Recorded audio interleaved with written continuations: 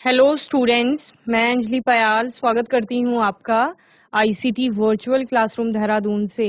कैसे हैं आप सब लोग? उम्मीद करती हूँ आप सब लोग अच्छे होंगे और अपनी लाइफ में बहुत बेहतर कुछ कर रहे होंगे। आज हम बात कर रहे हैं क्लास 8th के साइंस की, और जैसा कि आप लोग जानते हैं हमारा जो चैप्टर है वो चल रहा था कोल एंड पेट्रोलियम, और इसके क्वेश्चन आंसर्स पर हम लोग बात कर रहे थे। लास्ट सेशन में कुछ प्रश्नों के उत्तर हमने जाने थे। आज के सेशन में एक बार क्विक रिवीजन लेंगे उन प्रश्नों का और कुछ नए प्रश्नों पर हम लोग बात करेंगे। ठीक है ना? आपको यहाँ पर ये भी देखना है कि जो प्रश्न दिए गए हैं उनके आंसर किस प्रकार से लिखे जा रहे हैं। ठीक है ना? यानी आंसर राइटिंग जो होती है वो किस प्रकार से आपको करनी है। ओके, तो आइए चलते हैं स्मार्ट बोर्ड की ओर।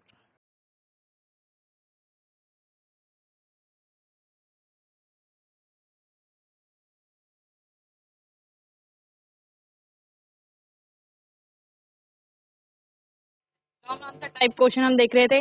Name the products obtain and their uses when coal is produced in processed in industry. Okay, जब कोल की प्रोसेसिंग होती है इंडस्ट्री में तो उस टाइम क्या क्या प्रोडक्ट आपके बनते हैं। तो आपको पता है ड्यूरिंग द कोल प्रोसेसिंग आपके 3 टाइप्स के प्रोडक्ट वहां पर मिलते हैं आपको। ठीक है, क्या क्या मिलता है? सॉलिड स्टेट में मिलता है कोक, लिक्विड स्टेट में मिलता है कोल तार, और गैसियस स्टेट में मिलता है आपका कोल गैस। ओके, तो इन तीनों के बारे में ही हम लोग पढ़ते हैं। कोल तार जिसको कि सिंथेटिक फार्मास्यूटिकल्स हो गया, एक्सप्लोजिव्स हो गया, फ्रेग्रेंसेस हैं, पेंट्स, प्लास्टिक, इन सभी को बनाने के लिए यूज किया जाता है। और इसके अलावा जो कोक है आपका हो रहा है, कोक का उपयोग कहाँ हो रहा है? Substance that is use to make steel and extract materials के एक्सट्रैक्शंस में, या जो धातुएं होती हैं धातुओं के एक्सट्रैक्शन में आप बोलेंगे, मेटल्स के एक्सट्रैक्शन में या स्टील को बनाने में इसका प्रयोग किया जाता है। And coal gas is a fuel that is used in industry. ठीक है ना? कोल गैस का प्रयोग कहाँ किया जाता है? For a few 100 years comment. हम कहते हैं कि जो जीवाश्मीय ईंधन है वो कुछ 100 वर्षों तक ही रहेंगे, ऐसा क्यों कहा जा रहा है? ठीक है, तो क्यों कहते हैं ऐसा बताइए।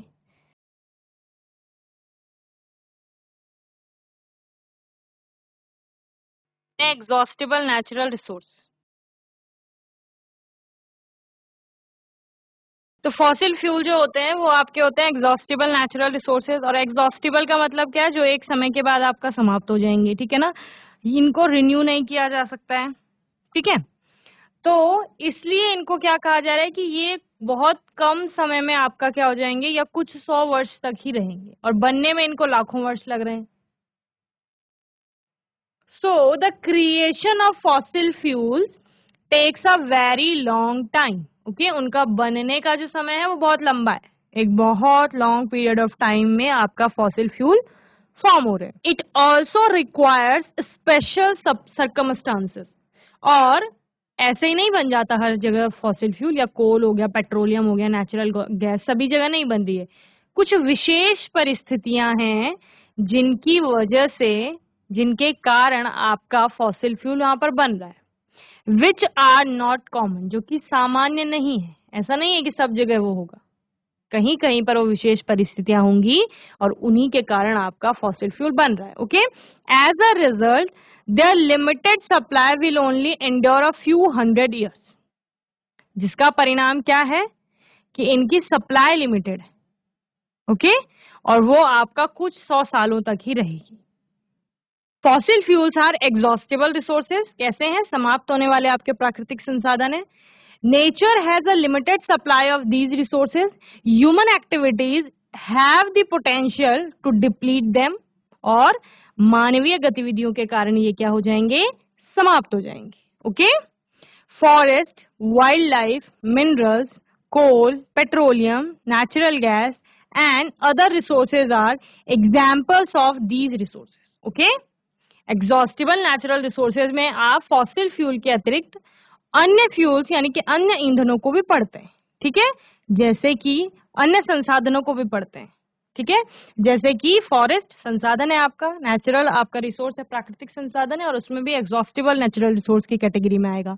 वाइल्ड लाइफ हो गया, मिनरल्स हो गए, कोल हो गया, petroleum, natural gas and other resources. Okay, petroleum and coal are both fossil fuel. Petroleum और कोल क्या है आपका? दोनों जीवाश्मीय ईंधन है। It took millions of years for dead organism to be turn into these fuels. Okay, बहुत लाखों वर्ष लगते हैं डेड ऑर्गेनिजम्स को फॉसिल फ्यूल में कन्वर्ट होने। The known reserves of these, on the other hand, will last only a few hundred years. Furthermore, the burning of these fuels contributes significantly to air pollution.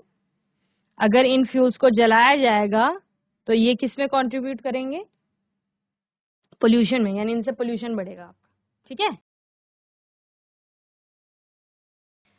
अभी क्या करना है? Pollution को रोकना है हमें।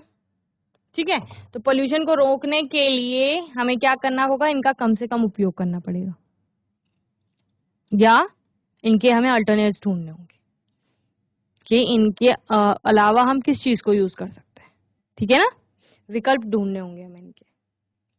सो their use contribute to global warming, है ना। पोल्यूशन बढ़ेगा तो पोल्यूशन से क्या होगा? आपका ग्लोबल वार्मिंग बढ़ेगी। As a result we should only use these fuels when absolutely required, जिसका परिणाम क्या है कि हमें जब इनकी बहुत ज्यादा जरूरत होगी तभी हमें इनको उपयोग में लाना है। Okay, as a result the environment will be improved, इससे क्या होगा? जो एनवायरमेंट है हमारा वो इम्प्रूव होगा, यानी पोल्यूशन वहां कम होगा। The risk of global warming will be reduced, और ग्लोबल वार्मिंग का जो रिस्क है वो भी रिड्यूस हो जाएगा, कम हो जाएगा। And they will be available for a longer length of time. Okay, और ये एक लंबे समय के लिए हमारे पास उपलब्ध रहेंगे। ठीक है, यानी ये समाप्त नहीं होंगे जल्दी।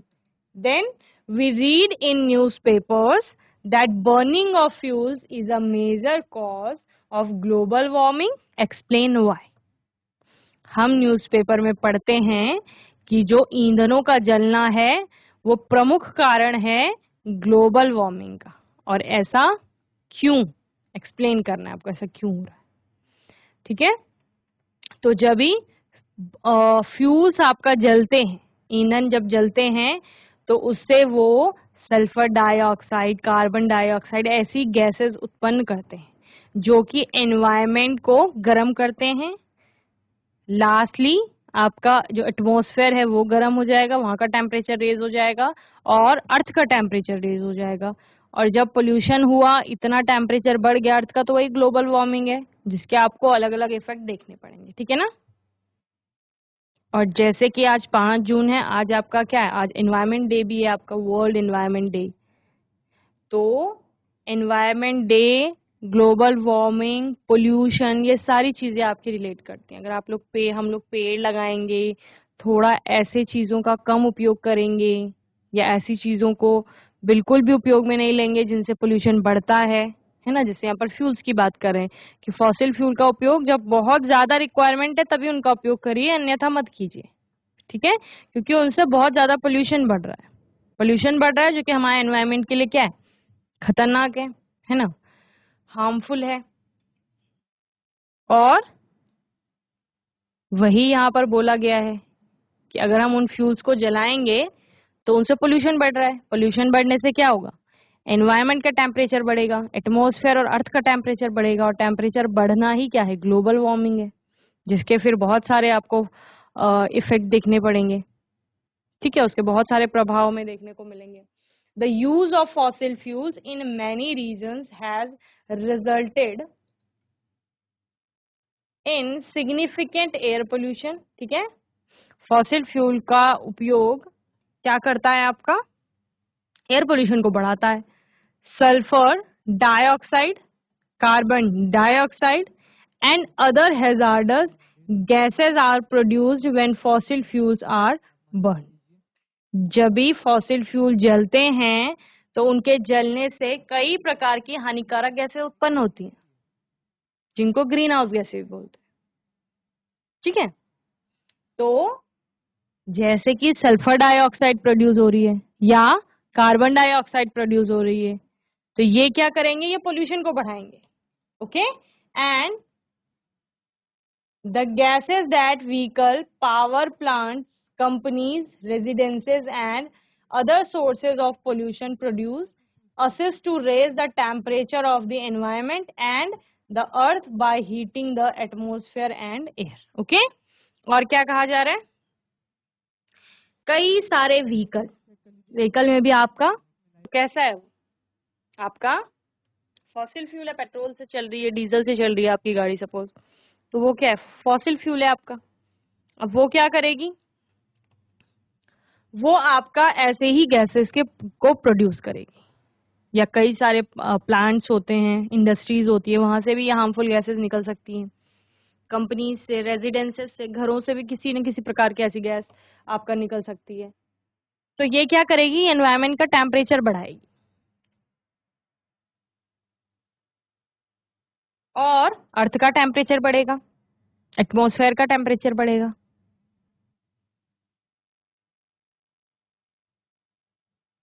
और यही आपका क्या है, यही आपका ग्लोबल वार्मिंग है। ठीक है, तो इसीलिए हम लोग पढ़ते हैं कि फ्यूल्स के जलने से हमारा ग्लोबल वार्मिंग होता है या ग्लोबल वार्मिंग ज्यादा होता है। ओके, चलिए नोट करेंगे इसको जल्दी से।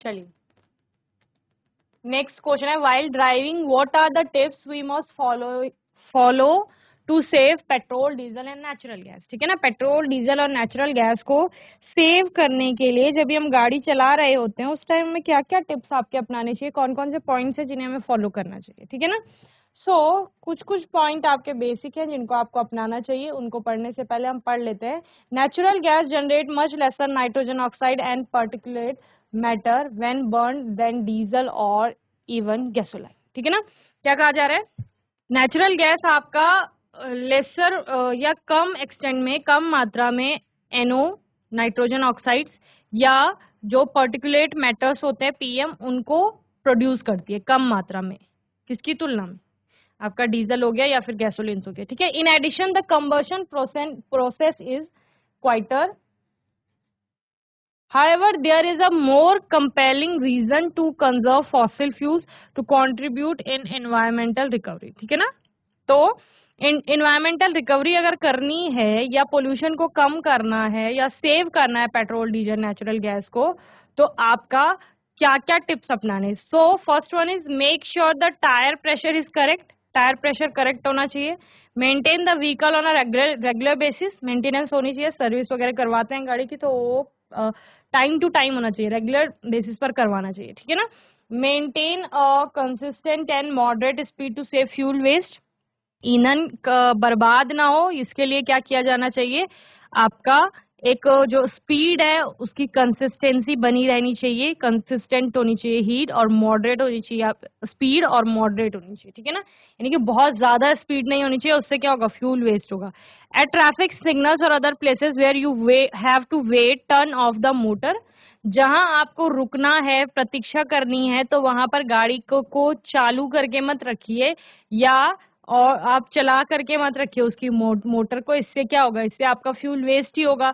तो उतनी देर के लिए जितना आपने किसी की प्रतीक्षा करनी है, फ्यूल को आप क्या कर लेंगे, वहां पर बचाने के लिए मोटर को ऑफ कर लेंगे। Okay, and when at all possible avoid using the air conditioner, air conditioners consume 10% more energy. Okay, जहां पॉसिबल हो एयर कंडीशनर्स का यूज नहीं करें, जब तक पॉसिबल है अवॉइड करना चाहिए, बचना चाहिए उनको यूज करने से। क्यों, क्योंकि वो 10% ज्यादा आपकी एनर्जी को क्या करते हैं, कंज्यूम करते हैं। Replace the lubricant on a regular basis on use only use branded oil that has been suggested by the manufacturer. Okay, क्या कहा जा रहा है, जो ल्यूब्रिकेंट होते हैं जो आप गाड़ी में ऑयल वगैरह यूज करते हैं तो उनको रेगुलर बेसिस पे रिप्लेस करना चाहिए और ब्रांडेड ऑयल्स को ही आपका यूज करना चाहिए जो कि मैन्युफैक्चरर के द्वारा सजेस्ट किए जाते हैं। ठीक है ना, चलिए ये टिप्स नोट कर लेंगे आप लोग।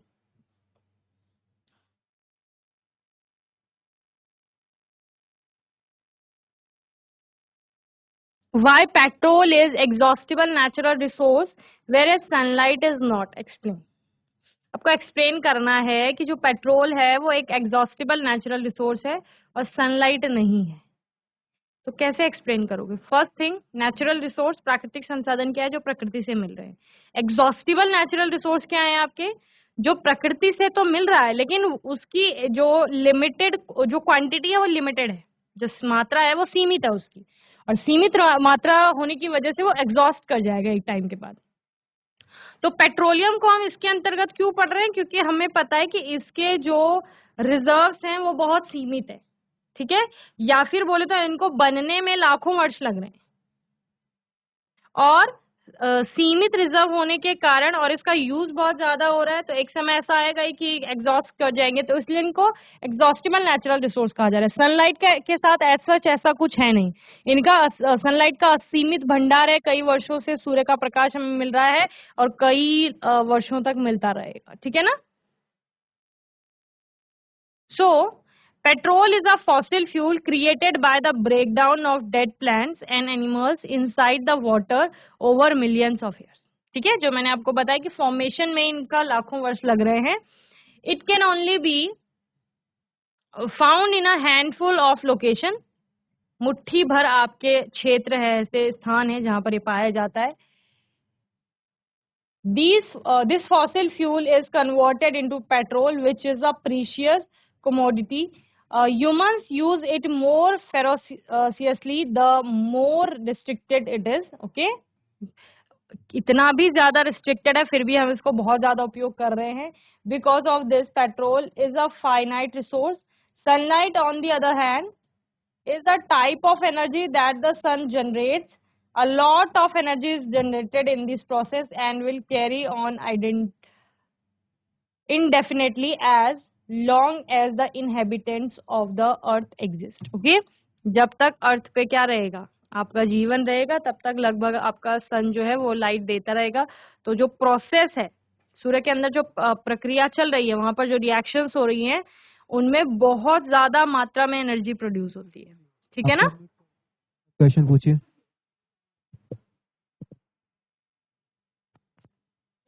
क्वेश्चन है आपका, write some important uses of the various constituent of petroleum. Petroleum के अलग अलग कॉन्स्टिट्यूएंट जो होते हैं उनके यूजेस आपको बताने, ठीक है। तो क्या क्या आपका, petroleum has been used in some capacity. Petroleum is made up of sea based creatures as, या आपका जो क्वेश्चन है वो चैट के माध्यम से भेज दीजिए। Paris their remains sank to the ocean's bottom, where they were buried in layers of sand and clay. Absence of air, high temperature, and high pressure turned dead organisms into petroleum and natural gas over millions of years. It has a variety of applications, including agriculture, detergents, dyes, and others, plastics, paints, and more, pharmaceuticals, rubber. तो ये सब इसके क्या हैं आपका application है, कहाँ कहाँ उपयोग में आ रहा है। तो कॉन्स्टिट्यूएंट के बारे में पूछा गया था, जैसे पेट्रोलियम गैस है, लिक्विड स्टेट फॉर्म में आपको एलपीजी के रूप में दिखता है। Fuel for home and industry, petrol का काम क्या है, motor fuel, aviation fuel, solvent for dry cleaning, kerosene, fuels for stove, lamp and for jet aircraft. Diesel का काम है fuel for heavy motor vehicles, use होता है यानी कि वहाँ। Electric generators, lubricating oil, lubrications, paraffin wax, ointments, candles, Vaseline etcetera, bitumen, paint, road surfacing. Okay, तो इतने सारे आपके काम हैं जो भी पेट्रोलियम के कॉन्स्टिट्यूएंट है इनके। ओके, नोट कर लेंगे आप लोग।